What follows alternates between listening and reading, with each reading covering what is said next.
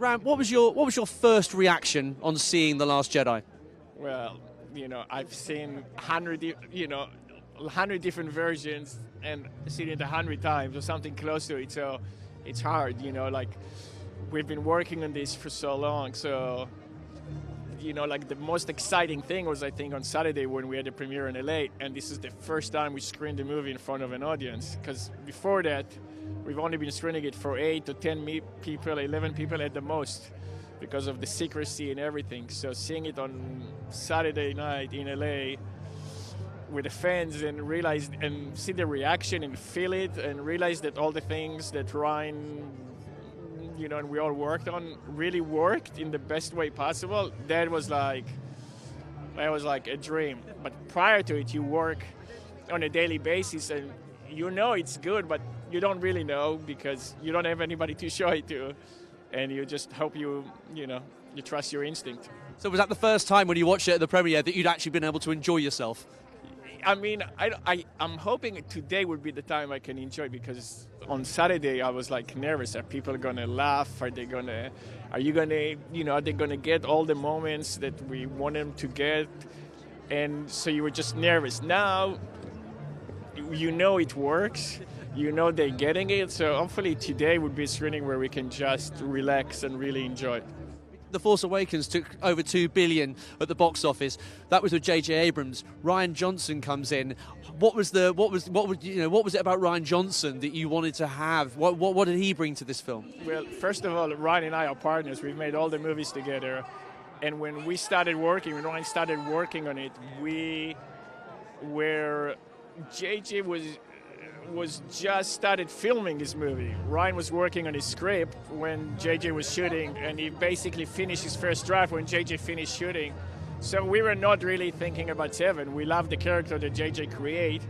We haven't seen the movie. By the time we saw the version of JJ's movie, which we really loved, we were like almost like towards the end of pre-production. So we wanted to do justice to the characters that JJ created.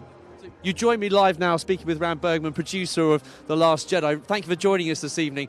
I have to ask you, such an illustrious cast already. What do the likes of Benicio del Toro and Laura Dern bring to the story? I mean, you have two of the best actors in the world. I mean, you put those guys, and first of all, they've got so much experience. They're unique. That they are just great actors. Anything you put them, they're great, and they are very distinct. But I also think that the performance people are going to see in the movie from them are different than what they've done before, and unexpected for the Star Wars world. Was that one of the reasons to cast them in these roles, because you want to take people by surprise? Absolutely. I mean, you cast them because you knew they're going to bring something to the table that's different, and I think it worked. I'm curious to see what people think, but I totally think it worked in the best way. Ryan, both Laura and Benicio were his first choices, and he just thought they're phenomenal actors, and they were bringing something to the table that he was excited about. And as a producer, of course, the nightmare is leaks, things suddenly making their way onto the internet, into the public domain. What do you have to do to try and stop that? Because there are talks of canvas to stop drones. I mean, what kind of precautions do you have to take? None of those was true. I mean, it is true that part of the job of description is how do we make sure we keep the leaks down. It's not about, and the only reason is really we don't want to ruin the fun for the fans.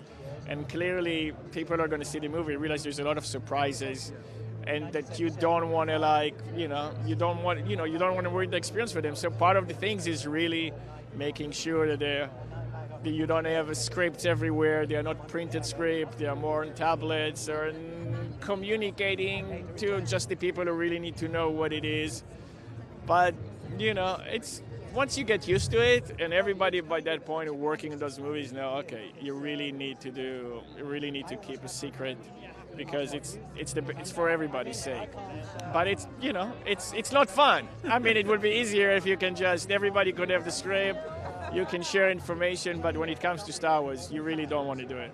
And how do you think fans will be shocked by some of the developments in the story, because it goes a little dark? I mean, it goes dark, but first of all, I think the movie is a lot of fun, and it's very funny. And yes, it definitely goes dark as well. And I think people will be surprised, completely. And I think it's for the best, like you don't want to know you don't want to know. I pretty much what's going to happen. This movie has a lot of twists and turns that makes the experience like so much fun, and it makes it like a ride. And you think but you don't really know, and it's fun. It's one of those movies you have to come, I think, and see the movie again and again, because there is so much detail. The movie is very complex and dense, where if you're not going to see it second or third time, you are not really going to get everything that's in the movie.